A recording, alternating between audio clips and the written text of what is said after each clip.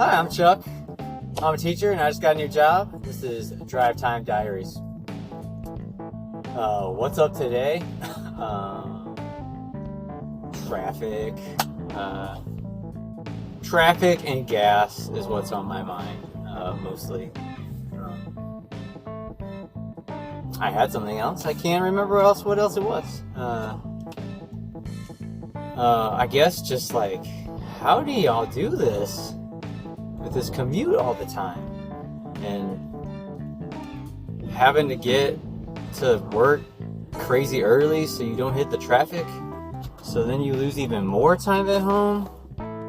Like, this feels crazy.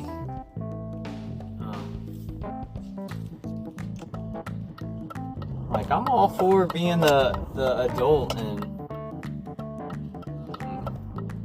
being responsible and getting to work early, but I had someone tell me today after I hit a ton of traffic at this interchange of two interstates that I've got to get onto the interstate by 7:30 by my house in order to not hit this traffic. And then the whole goal is to not hit the traffic, which is going to get me to school like 40 minutes early. You know what though? Ding! I figured it out. Okay.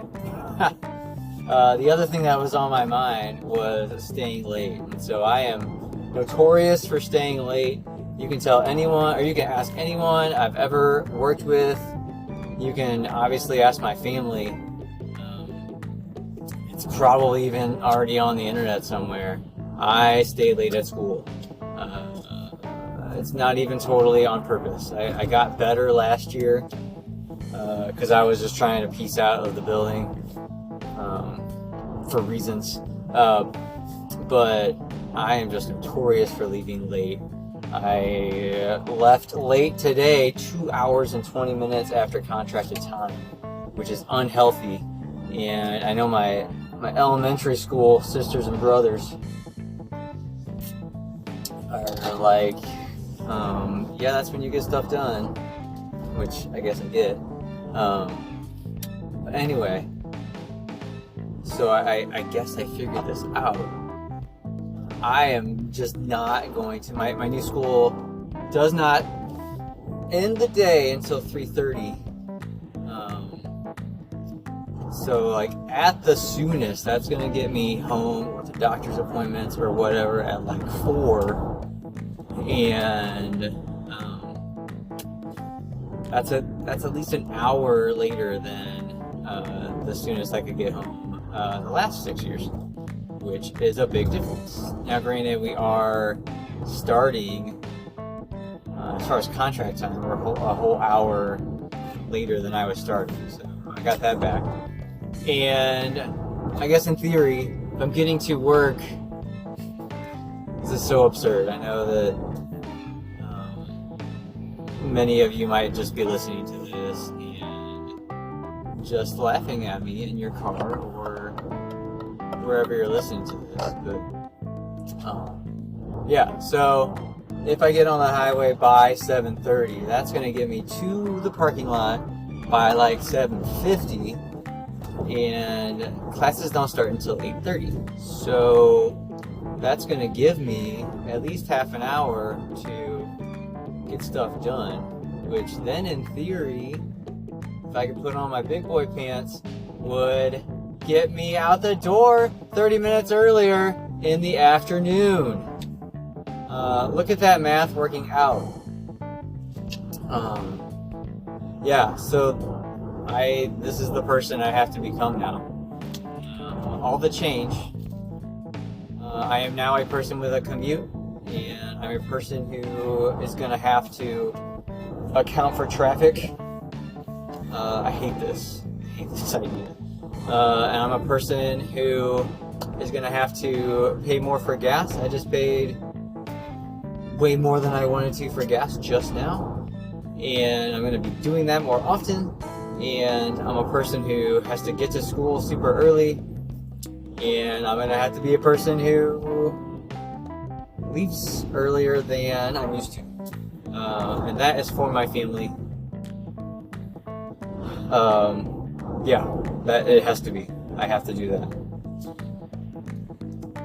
Like, I cannot do that to my wife, who ultimately this burden would just come down on, and I can't make my kids miss me at dinner, and I just can't. This getting home at almost 6 is unsustainable. So, that's me. If you got some tips on handling commutes and getting things done in the morning beforehand instead of in the afternoon, send me a message on Spotify, hit me up. You can hit me on Instagram at Mr. C. Baker for Math, Twitter at Chuck C. Baker. Yeah, please send me all the tips, because I need them. Like checklists? Yeah, maybe that's a good idea. Checklists. To-do lists. I'm trying to become... there's a joke that I have with my wife. Like 6 years ago, I got uber into bullet journaling. And I think the reason I stopped was pandemic. Like, we were all at home in 2020, and I literally had nothing to write down. Because it was just like, wake up, sign into Zoom, sign off Zoom, repeat, So we have a joke, probably not a joke to her, it's just really her just telling me what she needs, that she really likes bullet journal Chuck. So I'm trying to bring back that this year now too, so I can be more efficient with my time and getting stuff done. Because all that does is bless her, and if I don't be that person, all that does is just make her life harder. So she is such a blessing on me. I have to find ways to reciprocate that every day. That's the journey. If you also wanted marriage advice from me on this podcast, if you're not already just forever trying to improve your systems to bless your spouse better, you need to get into that. And if when that's not happening, then that's when things in marriage get unchill, I think. So but like, where were we?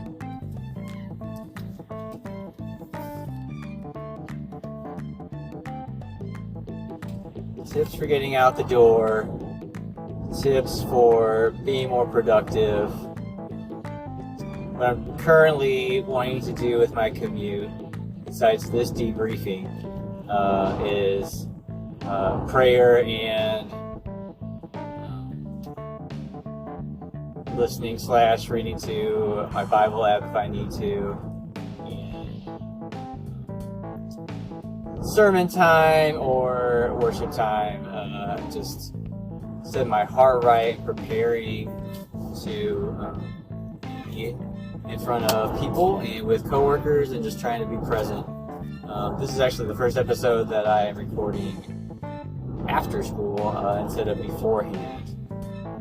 I'm going to try to figure out which is better, being prayerful in the morning to prepare for that and get set, or being prayerful and wiping off the dust of the day so I can be prepared to step into my house and be in that mood.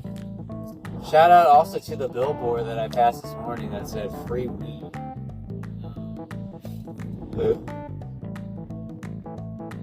Yeah.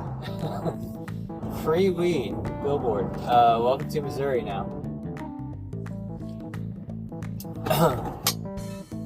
Craziness. This is That's another thing actually related to just in my experience, the last 6 years, the population that I've been working with just hasn't been the type of kid that is going to potentially come to school high. And I don't know if I'm coming into that now. It's definitely something that I had in my high school, the first 9 years of my career. That stoner kid. And I had not had that kid for 6 years, so I gotta potentially trying to get ready for that too. I hear you all in the high school universe that vaping just happens all the time in the bathroom. It's impossible to stop, even if you have one of those detector thingies that are new, because the detector just goes off all the time. So vaping was not a technology like the Juuls. The Juuls did not exist when I was last in the high school classroom. So that's going to be a new one for me. Of the day-to-day teaching high schoolers and young adults and whatnot that I have not been privy to recently. In just a general school.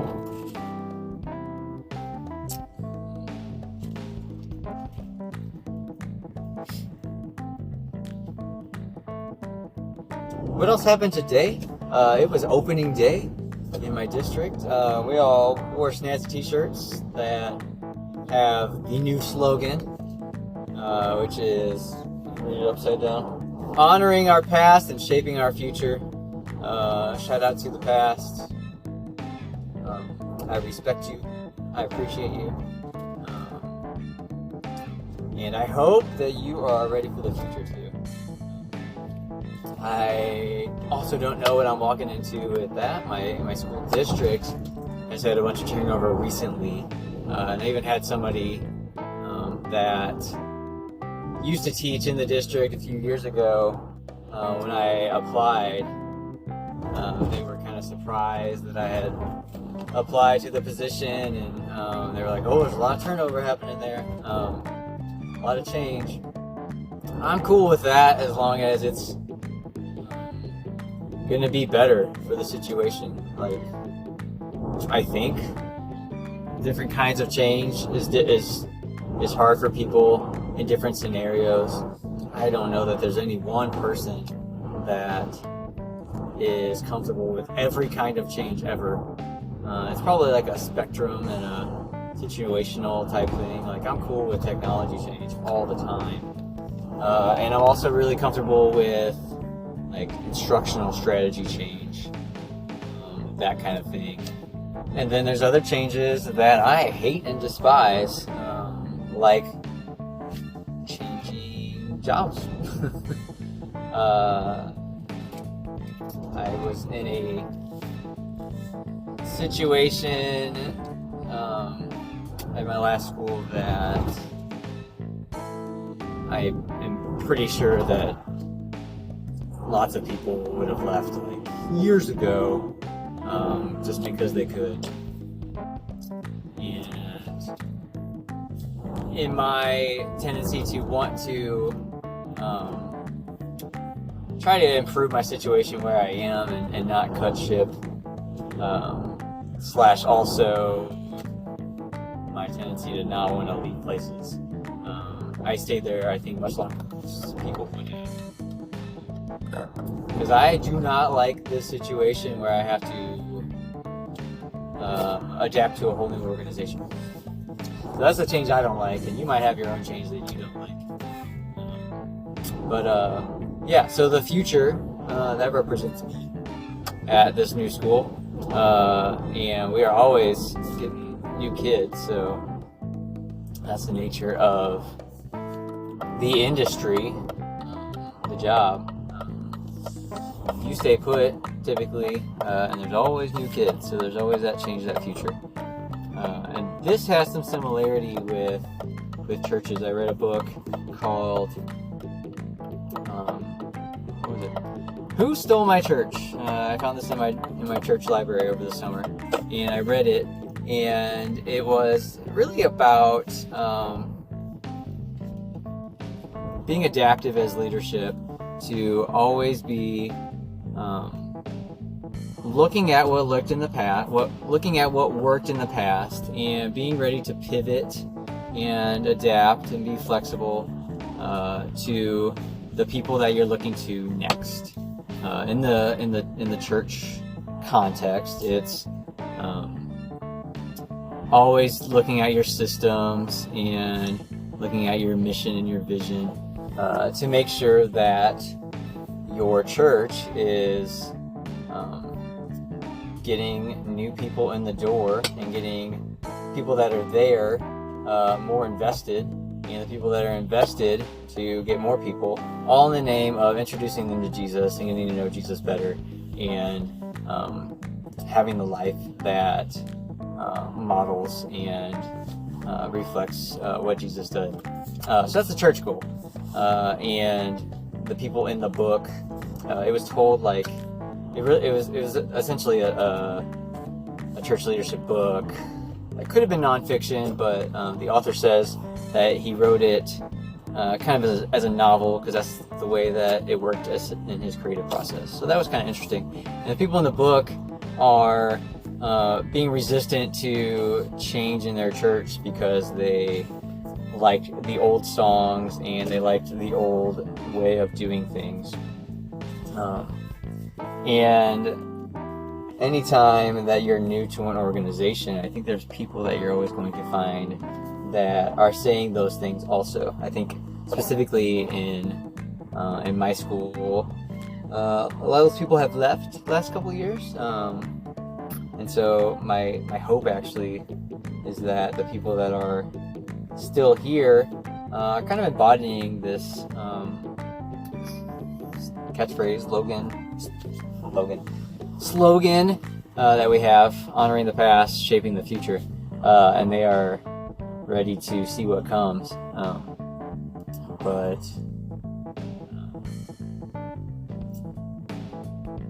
because kids are always changing, and gosh, post-COVID, the entire world, everything is in turmoil. The conspiracy theorists would say that's the Great Reset or whatever. That's not the nature of this podcast. But we gotta be ready for change, and I hope that change goes well this year as we try to improve systems that are not in place yet in my new school, and taking the things that have been amazing in this district and keeping those and furthering that success and just building on it. So apparently this podcast episode was about traffic and change, and we'll talk more about change a lot, I think. Stay tuned for that. I'm about home, so I'm going to sign this off, and I'm always trying to keep this at under 20 minutes. So before I go, just remember you can listen to this on Spotify, you can listen to this on Google Podcasts, or you can listen here on Apple Podcasts. And if you have some ideas about how to make the show better, or feedback on any episodes, or just thoughts on those, you can shoot me a message on Spotify, or you can find me on Twitter at Chuck C. Baker. You can find me on Instagram at Mr. C. Baker for Math, or if you happen to just be my Facebook friend, you can hit me there too. Until next time, diary entry. I'm Chuck. I just got a new job, and these are Drive Time Diaries.